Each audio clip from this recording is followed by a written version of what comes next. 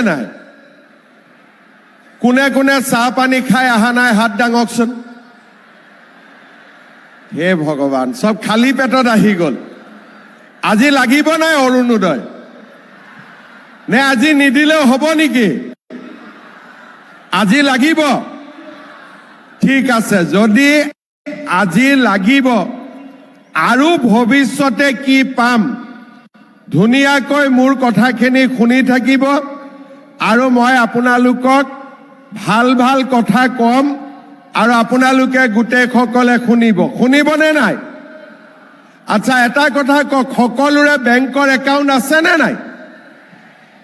অলপ পিছতে বেংকৰ একাউণ্টত অৰুণোদয় টকা সোমাব।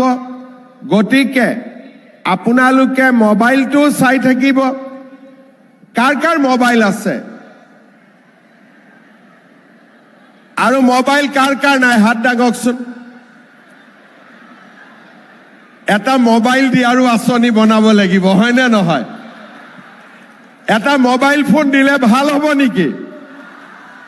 ঠিক আছে, এতিয়া যাৰ মোবাইল নম্বৰ দিছে সেই মোবাইল নম্বৰত মেছেজ আহিব, আজিৰ দিনটোৰ ভিতৰতে আমাৰ অৰুণোদয় টকা আজিয়ে সোমাই যাব। হ'ব?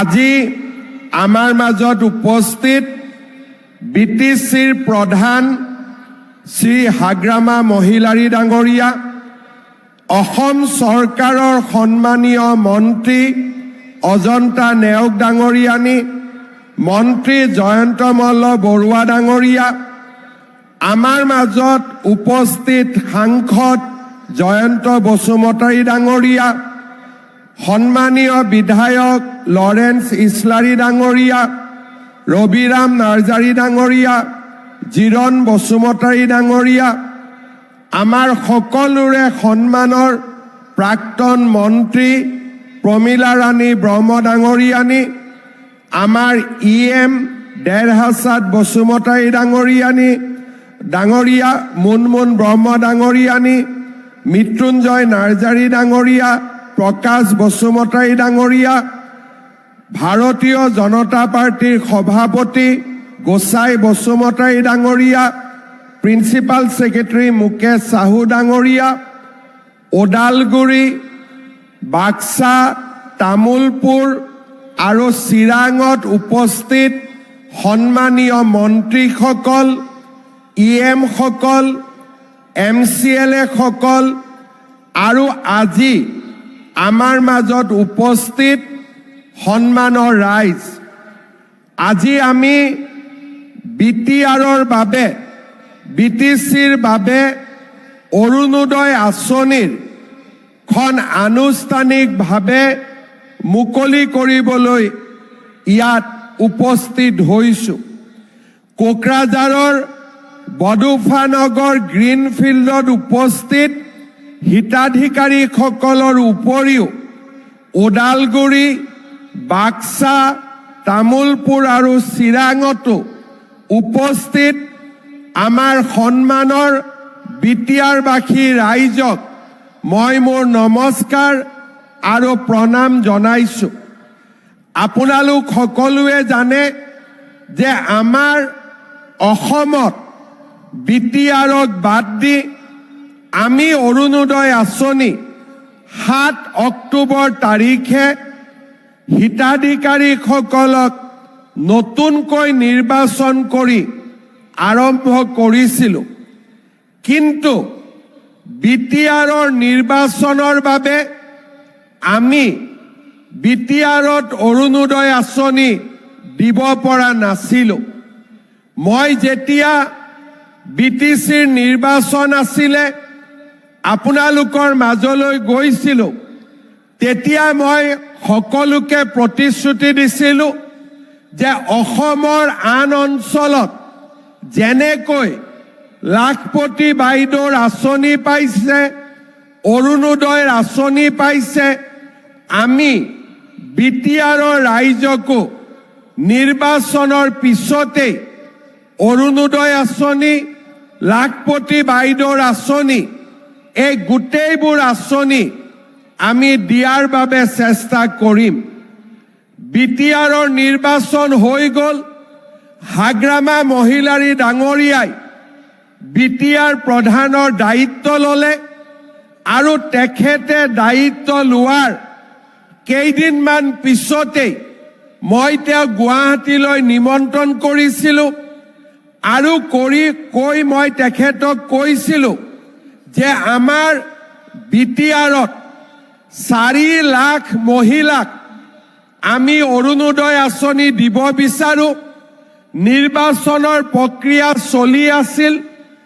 আগতে হোৱা নিৰ্বাচন আৰু আপুনি এতিয়া কৰিব খোজা নিৰ্বাচন দুইটাকে মিলি আমাৰ হিতাধিকাৰীসকলক ঠিক কৰি দিয়ক, যাতে আমি 2025 চনৰ ভিতৰতে বিটিআৰৰ ৰাইজক অৰুণোদয় দিব পাৰোঁ। সিদিনাখন মোক হাগ্ৰামা মহিলাৰী ডাঙৰীয়াই কৈছিল যে আমাক বিটিআৰৰ বাবে আৰু 50,000 অতিৰিক্তকৈ অৰুণোদয় লাগে। আমি লগে লগে 50,000 আৰু অধিক অৰুণোদয় দিছিলোঁ আৰু তাৰ ফলত আজি এটা সুন্দৰ নিৰ্বাচনৰ মাজেৰে আমি 5খন জিলাত অৰুণোদয় আঁচনি দিবৰ বাবে আজি সমবেত হৈছোঁ। আপোনালোকে জানি ভাল পাব যে কোকৰাঝাৰ জিলাৰ 1,20,854 গৰাকী মহিলাই আজি অৰুণোদয় আঁচনি লাভ কৰিব। আপোনালোকেতো পাবই। যিসকলে মিটিঙত আহিব পৰা নাই, ঘৰত আছে, তেওঁলোকেও আজি অৰুণোদয় পাব।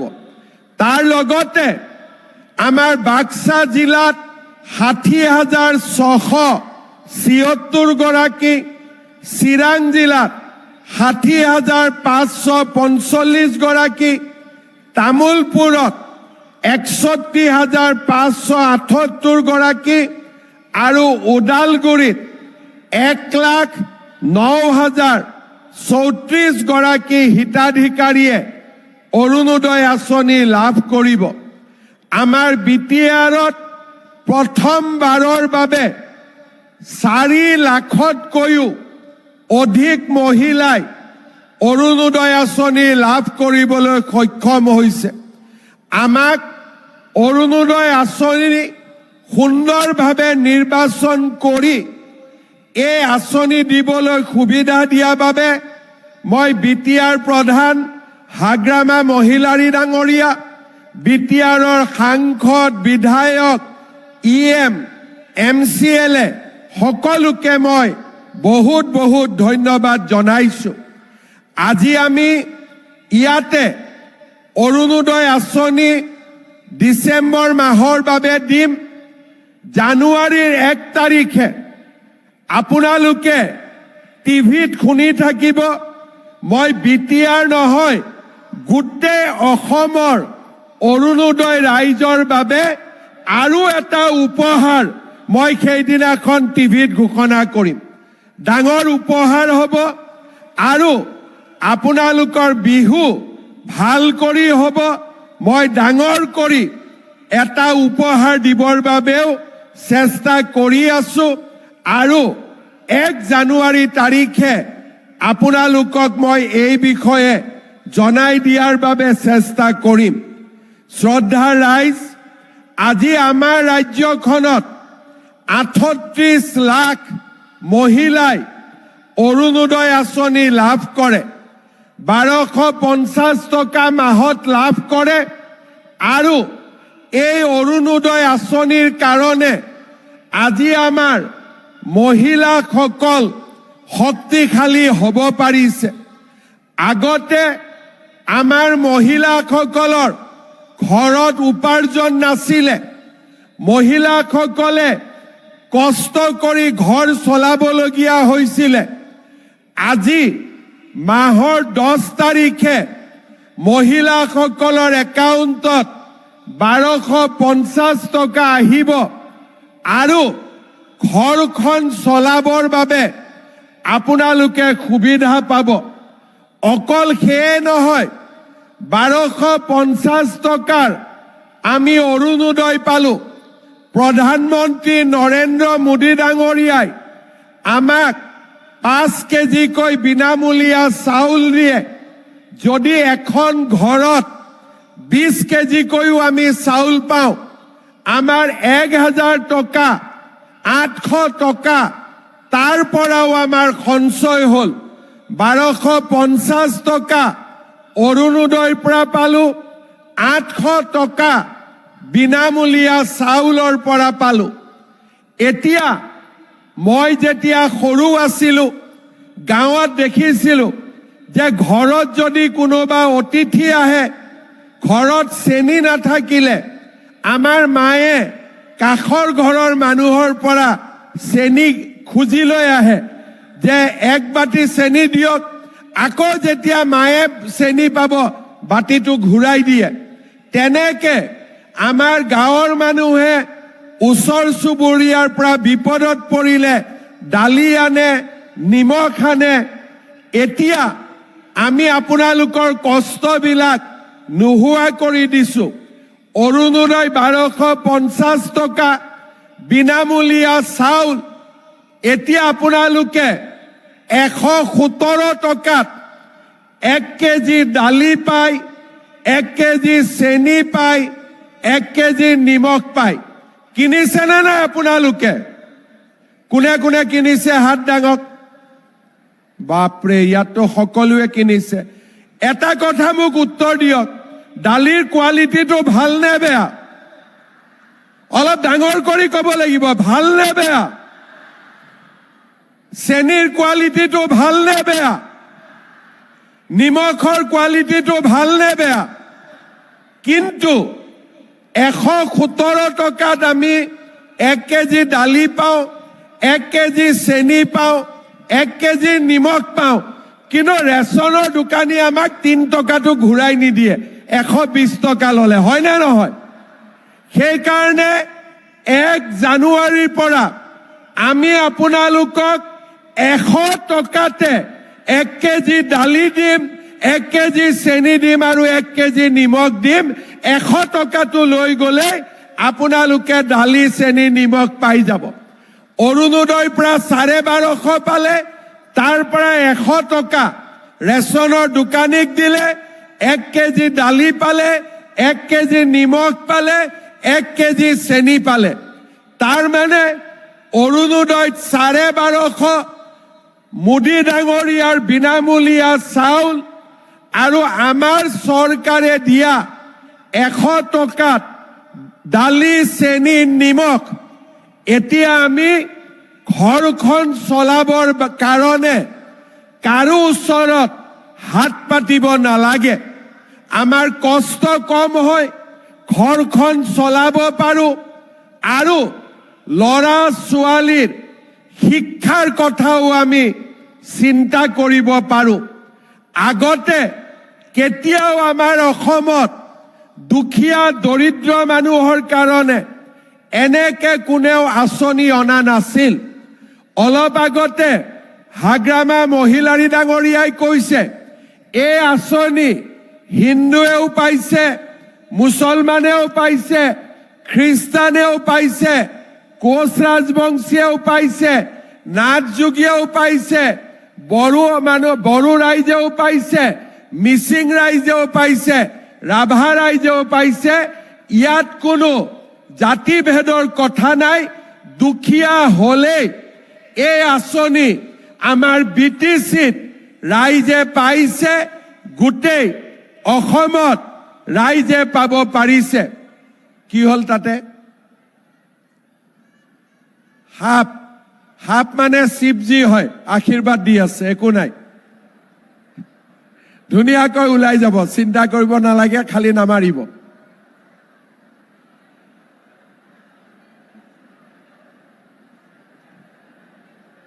অলপ আমাৰ ভলেণ্টিয়াৰ সকলে চাই দিয়ক।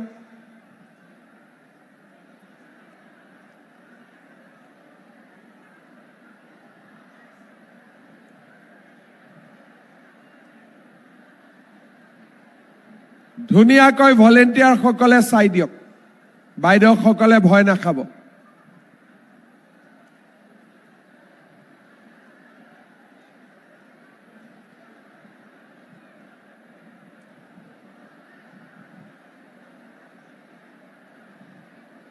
গ'লনে নাই ওলাই?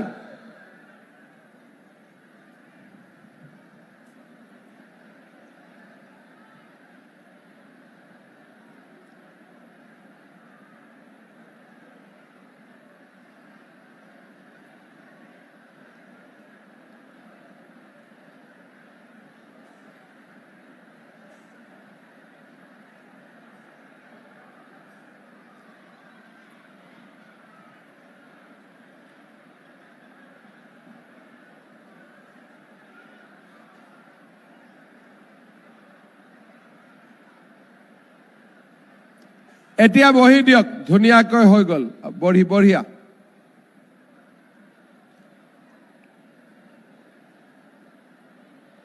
এতিয়া ধুনীয়াকৈ বহি দিয়ক, কোনো চিন্তা কৰিবলগীয়া নাই।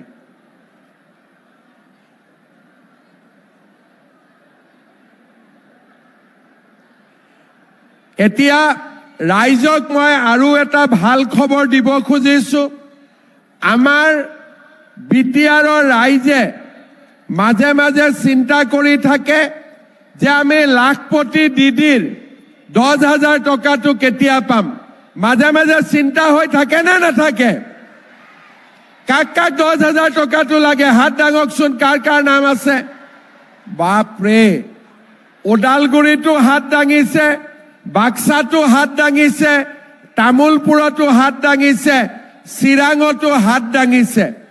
আপোনালোকে জানি ভাল পাব যে কেইদিনমান আগতে তামোলপুৰত হাগ্ৰামা মহিলা ডাঙৰীয়া, মই, আমাৰ বিধায়ক EM সকলে গৈ তামোলপুৰত আমি 10,000 টকাটো বিতৰণ কৰি আহিলো। এতিয়া 13 ডিচেম্বৰত গোসাইগাঁৱৰ বাইদেউসকলে 10,000 টকাটো পাব। কোন কোন গোসাইগাঁৱৰ পৰা ইয়াত আহিছে হাত দাঙক। বঢ়িয়া, আপোনালোকে সকলোকে গৈ কৈ দিব। 17 ডিচেম্বৰত দতমাৰ বাইদেউসকলে পাব 10,000 টকাটো। দতমাৰ পৰা কোনে কোনে আহিছে? বঢ়িয়া, এনে বাপৰে ইমান আহিছে দতমাৰ পৰা। আপোনালোকক 13 তাৰিখে গোসাইগাঁৱত হাগ্ৰামা ডাঙৰীয়া আৰু আমাৰ জয়ন্ত মল্ল বৰুৱা ডাঙৰীয়াই গৈ 10,000 টকাটো বিতৰণ কৰিব। দতমাটো 17 তাৰিখে বিতৰণ কৰিব। আৰু এনেকৈ আমি জানুৱাৰী মাহৰ 20 তাৰিখৰ আগতে সকলোকে বিটিআৰত আমি 10,000 টকাটো পোৱা কৰি দিম। ভাল হ'ব? যদি ভাল হ'ব ডাঙৰ কৰি এটা হাত চাপৰি বজাওক।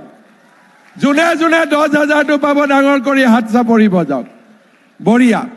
তাৰ মানে আপোনালোকে চাওক, আমাৰ চৰকাৰৰ পৰা অৰুণোদয় পালো, 10,000 টকা পালো, বিনামূলীয়া চাউল পালো, আমি 10,000 টকাৰ লাখপতি দিদি পালো, আৰু 100 টকাত দালি পালো, চেনি পালো, আৰু আমি নিমখ পালো।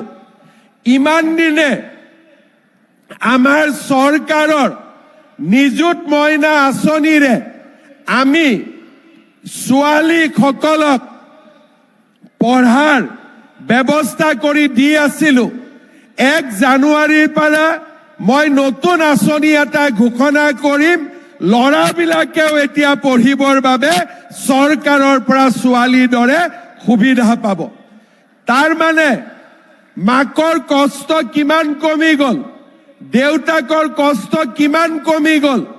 অৰুণোদয় আহিলে, নিযুত মইনা আহিলে, বাবু আঁচনি আহিলে, চাউল আহিলে, দালি আহিলে, নিমখ আহিলে, চেনি আহিলে, লগত 10,000 টকাটো আপোনালোকে পাই যাব।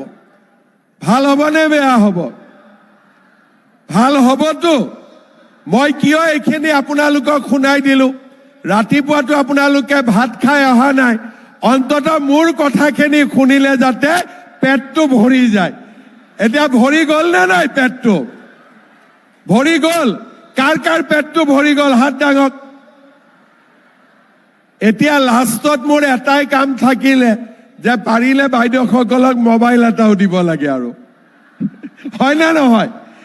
গতিকে তাৰ বাদেতো বাকী গোটেইখিনি হৈ গ'ল। যি নহওক, আজি মই পুনৰ এবাৰ আপোনালোক সকলোকে ধন্যবাদ জনাইছো। 1 লাখতকৈও বেছি আই মাতৃ আমাৰ কোকৰাঝাৰত আছে। তামুলপুৰ, বাক্সা, চিৰাং, ওদালগুৰি সকলোতে আই মাতৃসকল উপস্থিত আছে। ইমান দিনে মোক সদায় সুধি থাকে অৰুণোদয় কেতিয়া পাম, কেতিয়া পাম। আজিৰ পৰা আমি সকলোৱে অৰুণোদয় পাম। লাখপতি দিদিৰ 10,000 টকাটো আমি বিটিআৰত ফটাফট এতিয়া পাব আৰম্ভ কৰিম। আৰু 1 জানুৱাৰীৰ পৰা 100 টকাত 1 কেজি দালি, 1 কেজি চেনি আৰু 1 কেজি নিমখ পাম। আৰু 1 জানুৱাৰী তাৰিখে অৰুণোদয় পোৱা আই মাতৃসকলক মই এনেকে ডাঙৰ এটা উপহাৰ দিম। লাগিব নে নালাগিব? কাক কাক নালাগে হাত দাঙকচোন। কাক কাক নালাগে হাত দাঙক। আচ্ছা, এতিয়া কাক কাক লাগে হাত দাঙক। 1 তাৰিখে টিভিত শুনি থাকিব, হ'বতো? শুনি থাকিবনে নাই? আজিয়ে মই কৈ নিদিওঁ, 1 তাৰিখেহে কম আপোনালোকক মই কি দিম। কিন্তু যি দিম ভাল কৰিয়ে দিম, হ'ব? আৰু আপোনালোক সকলোকে মই আকৌ এবাৰ ধন্যবাদ জনালো, শুভেচ্ছা জনালো। আমাৰ বিটিচি হাগ্ৰামা মহিলাৰী ডাঙৰীয়াক ধন্যবাদ জনালো। গোটেই 5খন জিলাতে উপস্থিত মন্ত্ৰীসকল, সাংসদসকল, বিধায়কসকল, EM সকল, MCLA সকল সকলোকে মই ধন্যবাদ আৰু অভিনন্দন জনালো। আৰু এতিয়া সকলোৱে মোৰ লগত একেলগে ক'ব, ভাৰত মাতা কি, ভাৰত মাতা কি। বহুত বহুত ধন্যবাদ। বিটিচিত আকৌ আহিম। হাগ্ৰামা ডাঙৰীয়া আজি ক'লে যে কোকৰাঝাৰ, ওদালগুৰিত ঘৰৰ টেক্সো কমাই দিব। চৰকাৰ চলি থাকিব। আপোনালোকে বহুত সুবিধা পাই থাকিব। আগতেও পাইছে, এতিয়াও পাব আৰু ভৱিষ্যতেও আপোনালোকে সুবিধা পাই থাকিব। বহুত বহুত ধন্যবাদ। জয় হিন্দ, বন্দে মাতৰম।